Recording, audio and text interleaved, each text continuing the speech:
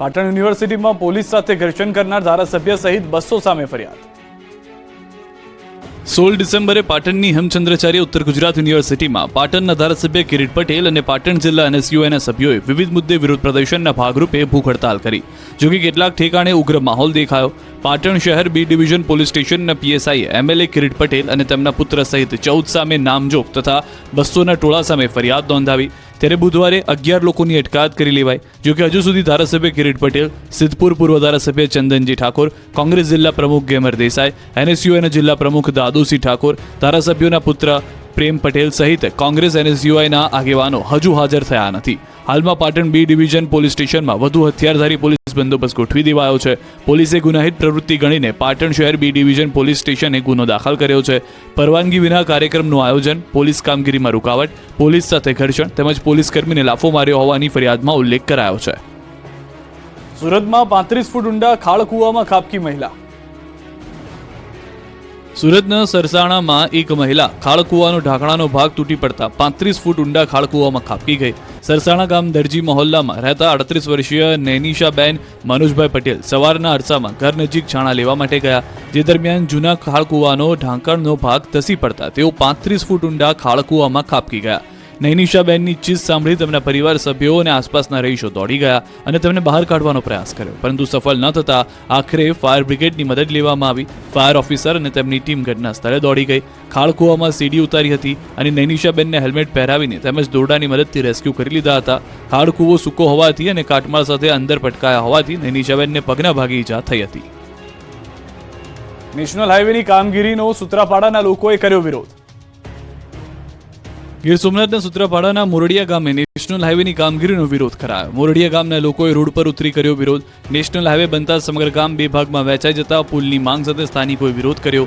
નવીન રોડથી ગામના બે ભાગલા પડતા શાળાના બાળકોને તમામ ગ્રામજનોને અવરજવર કરવામાં તકલીફ પડતી હોવાનો સ્થાનિકોએ આક્ષેપ કર્યો। અનેક રજૂઆત છતાં માંગ ન સંતોષાતા ગામ લોકોએ રોડ પર હોબાળો કર્યો। ગ્રામજનોને પોલીસે સમજાવવાનો પ્રયાસ કર્યો। નેશનલ હાઈવેનું કામ બંધ કરવા માંગ કરી। હાલ હાઈવેના કારણે ગામ બે ભાગમાં વહેંચાઈ ગયું છે। શાળાના બાળકો સહિત લોકોને અવરજવર કરવામાં તકલીફ થઈ રહી છે। ભરૂચમાં લોકલ ટ્રાન્સપોર્ટના વાહનો પાસેથી ટોલ વસૂલાતો હોવાથી વિરોધ પ્રદર્શન। ટ્રાન્સપોર્ટના સંચાલકોએ હાઈવે જામ કર્યો।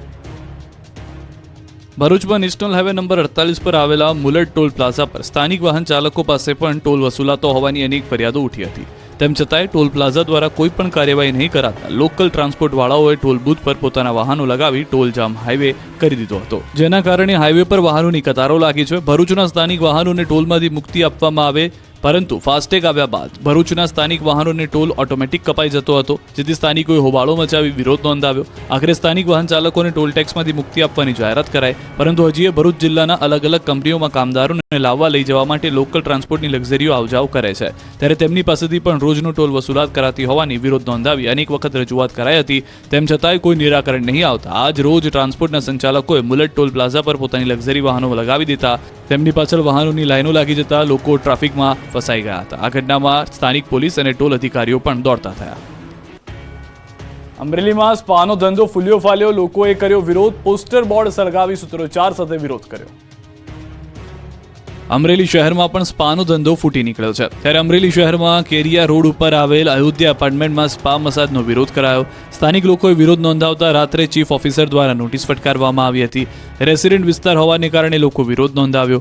મહિલાઓ રણચંડી બની વિરોધ નોંધાવી સ્પા બંધ કરાવી સ્પા મસાજના પોસ્ટરો બોર્ડને મહિલાઓએ સૂત્રોચ્ચાર સાથે સળગાવી વિરોધ નોંધાવ્યો હતો।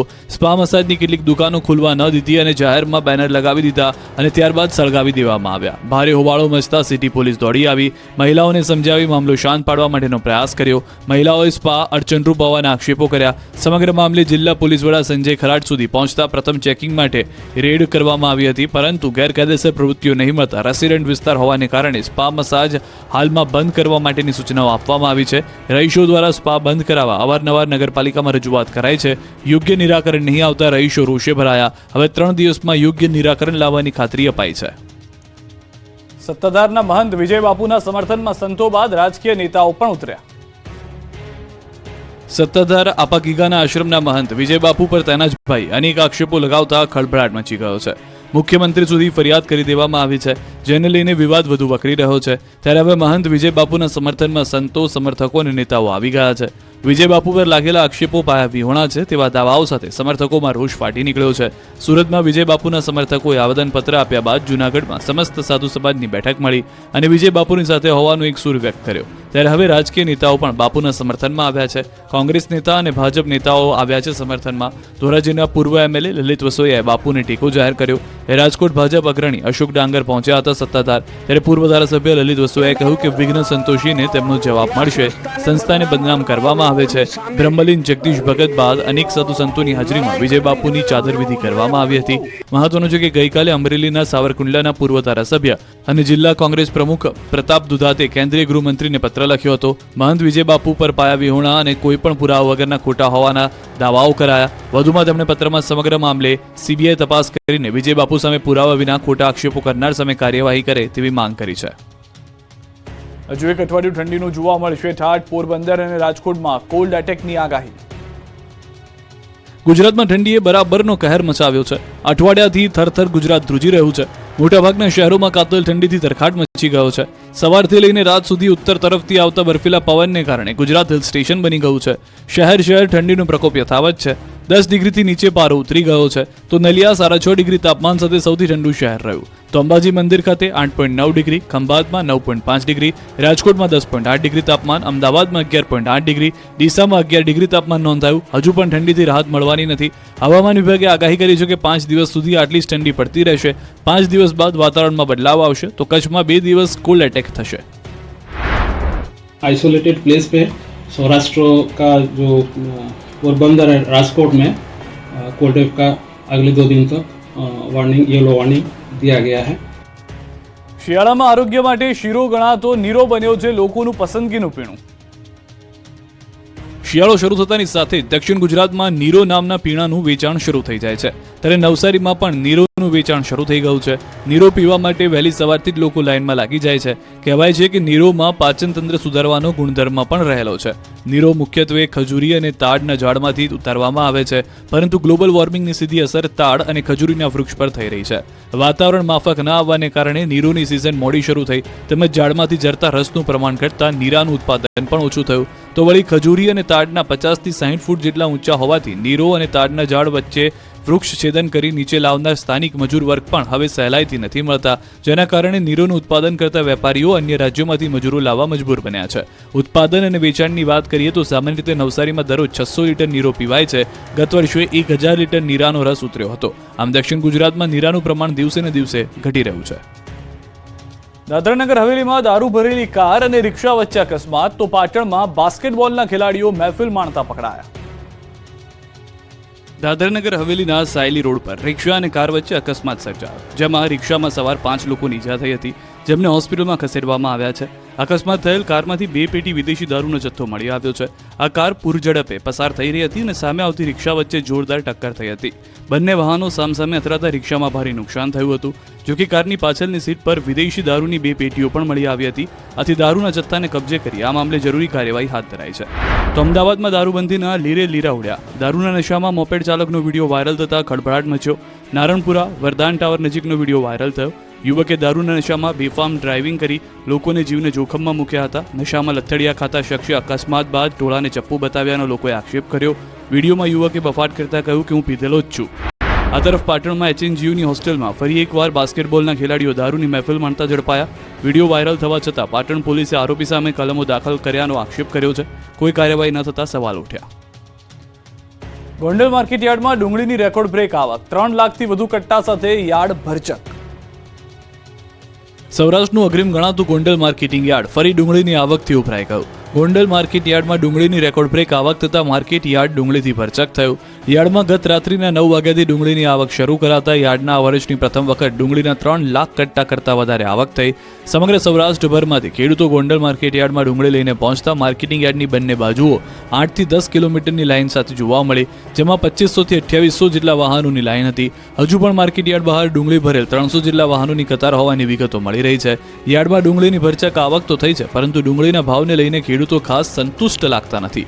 હાલ યાર્ડમાં ડુંગળીના 20 કિલોના ભાવ ₹150 થી લઈને 481 સુધીનો બોલાઈ રહ્યો છે, જે ખેડૂતોને ખૂબ ઓછા પડે છે. ત્યારે ખેડૂતોએ માંગ કરી કે ભાવમાં સારા એવા વળતરની જરૂર છે તો જ ખેડૂતો બે પાંદડે થાય. જો ખર્ચાની વાત કરીએ તો 50% ઉપર ખર્ચો મજૂરીનો થાય છે, એ ખેડૂતોને પોસાતું નથી. ખેડૂતોનું કહેવું છે કે 600 થી 700 રૂપિયા આ માલનો હોવો જોઈએ ભાવ. અત્યારે ડુંગળીની નિકાસ ચાલુ કરે તો ભાવ સારો મળે. મહત્વનું છે કે ગોંડલ માર્કેટિંગ યાર્ડમાં જૂનાગઢ, ગીર સોમનાથ, જામનગર, પોરબંદર સહિતના જિલ્લાઓમાંથી ખેડૂતો ડુંગળી લઈને પહોંચ્યા. મહુવા યાર્ડમાં ડુંગળીથી ચલોચલ જોવા મળ્યા દ્રશ્યો. ભાવ ઘટતા ખેડૂતોની આશા તૂટી. સૌરાષ્ટ્રના ડુંગળીના હબ ગણાતા મહુવા યાર્ડમાં પણ ડુંગળીના ઢગલા થયા છે. યાર્ડમાં એક જ દિવસમાં રેકોર્ડ બ્રેક 3.25 લાખ ગુણીની આવક થઈ. મોટી સંખ્યામાં ખેડૂતો ડુંગળી લઈને આવતા કસ્તુરીથી યાર્ડ છલકાયું હતું. યાર્ડનું મેદાન હોય કે યાર્ડના શેડ અને દુકાનોમાં ચારે બાજુ ડુંગળીના ઢગલા થઈ ગયા. ડુંગળીની ચિક્કાર આવકથી યાર્ડમાં ડુંગળી રાખવાની જગ્યા ખૂટી પડી હતી, જે કારણે મહુવામાં ખેડૂતોને લાલ ડુંગળી ન લાવવા યાર્ડના સેક્રેટરી દ્વારા સૂચના આપવામાં આવી. સાથે જ આવક વધતા જ એક અઠવાડિયામાં લાલ ડુંગળીના ભાવમાં પણ ધરખમ ઘટાડો થયો છે. એક મણમાં 200 રૂપિયાનો ઘટાડો થતાં ખેડૂતોને રડવાનો વારો આવ્યો છે. પુષ્કળ પ્રમાણમાં આવક થતાં હાલ માર્કેટિંગ યાર્ડમાં લાલ ડુંગળીની આવક પર પ્રતિબંધ લાગ્યો છે.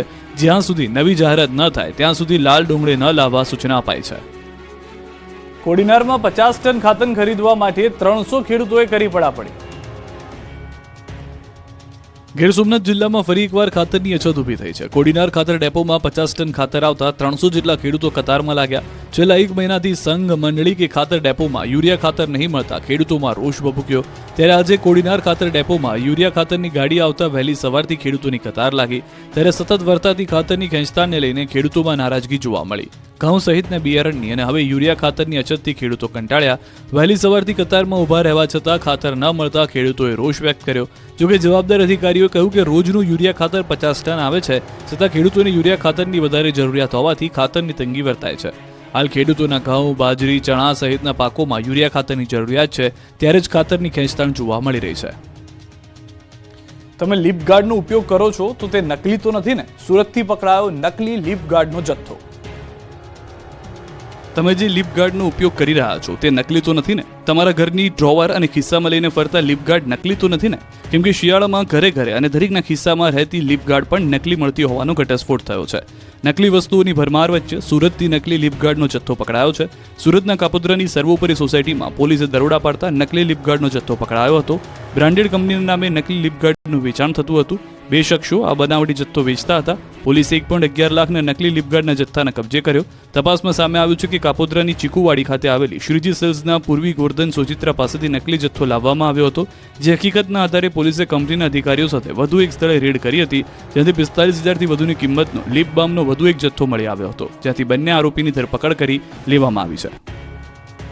વડોદરામાં શાકભાજીના નામે વેચાય છે ઝેર. ગંદા પાણીમાં ધોવાતા શાકભાજી ખાધા તો તબિયત બગડવાનું નક્કી. વડોદરાવાસીઓ, તમારા ઘરે આવતું શાકભાજી એ ગરમ પાણીમાં ઉકાળી ધોયા બાદ જ ઉપયોગમાં લેજો, કેમ કે તમે જે સ્વાસ્થ્યપ્રદ અને વાઇટામિન્સથી ભરપૂર તાજું શાકભાજી ખરીદીને લાવી રહ્યા છો તે શાકભાજી નહીં પરંતુ ઝેર છે, ઝેર.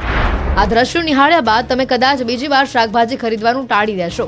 ગંદા પાણીની બાજુમાંથી જ નીકળવું પણ મુશ્કેલ ભર્યું હોય છે, ત્યારે આ પાણી પ્રાણીઓ પણ ન પીવે એટલા ગંદા પાણીમાં શાકભાજીના વેપારીઓ શાકભાજીની સફાઈ કરી રહ્યા છે. વડોદરાના છાણી વિસ્તારમાં આવેલા તળાવના ગંદા પાણીની અંદર શાકભાજી તેઓ ધોઈ રહ્યા છે.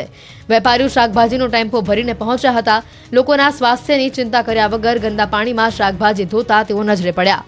નાગરિકોના સ્વાસ્થ્ય સાથે ખુલ્લેઆમ ચેડા થઈ રહ્યા છે અને છતાં તંત્ર અજાણ છે. અમદાવાદ વાસીઓ, ટેક્સ બાકી હોય તો ભરી દેજો, નહીં તો જાહેરમાં તમારા નામના ઢોલ વાગશે.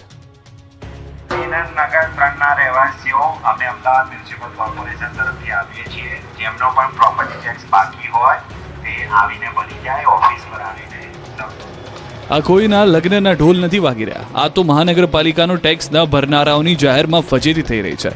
જે લોકોએ લાંબા સમયથી ટેક્સ ભર્યો નથી તેવા લોકો પાસેથી ટેક્સ વસૂલવા માટે અમદાવાદ મહાનગરપાલિકાએ સંગીતમય રીતે હાઉસ ટેક્સની ઉઘરાણી શરૂ કરી છે.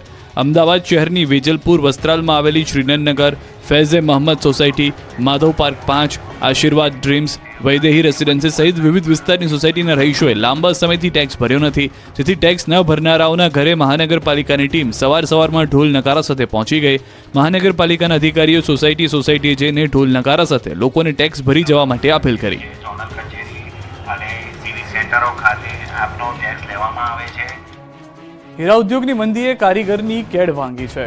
હાલમાં કામ ઘટી જતા આવક અડધી થઈ ગઈ છે. હીરાની ચમકના કારણે આખા વિશ્વમાં પોતાની ઓળખ ઊભી કરનાર સુરત શહેરનો હીરા ઉદ્યોગ હાલ મંદીના ગ્રહણમાં છે. વર્ષોથી આ ઉદ્યોગ સાથે સંકળાયેલા ઉદ્યોગકારો માની રહ્યા છે કે 1966 બાદ એટલે કે 5 દાયકા બાદ આવી મંદી આવી છે. 3 વર્ષ પહેલા જે એક્સપોર્ટ થતું હતું એમાં નોંધપાત્ર ઘટાડો થયો છે. એના કારણે હવે રત્ન કલાકારોના માસિક વેતન પર પણ તેની અસર જોવા મળી રહી છે. લગભગ 40 થી 50% પગારમાં પણ ઘટાડો નોંધાયો છે. મંદીના સૌથી મોટો પ્રભાવ સુરતના હજારો કારીગરો પર જોવા મળી રહ્યા છે. જે કારીગરો પહેલા મહિને 35,000નું કામ કરતા હતા તેઓ હવે માત્ર 20,000ના પગાર ઉપર આવી ગયા છે. નિર્માણ કારખાનામાં પણ કામના અવકાશમાં ઘટાડો થયો છે, જેના કારણે કારીગરોને અથવા તો ઓછા પગાર પર કામ કરવું પડી રહ્યું છે અથવા તો બેરોજગારીનો સામનો કરવો પડી રહ્યો છે. મુખ્યત્વે યુરોપ અને અમેરિકા જેવા મોટા બજારોમાં મોંઘવારી અને મંદીનું પ્રતિબિંબ ડિમાન્ડ પર પડ્યું છે. અન્ય દેશોમાં ડાયમંડ પ્રોસેસિંગ માટે સસ્તી મજૂરી અને સુધારેલા મશીનરી ઉપકરણો ઊભા થયા છે. એપ્રિલ 2024થી નવેમ્બર 2024 સુધીમાં ઓવરઓલ નિકાસમાં નોંધપાત્ર 9.52%નો ઘટાડો થયો છે. ગત વર્ષની તુલનામાં આ ઘટાડો નિકાસના આંકડામાં મોટું અવરોધ રજૂ કરે છે.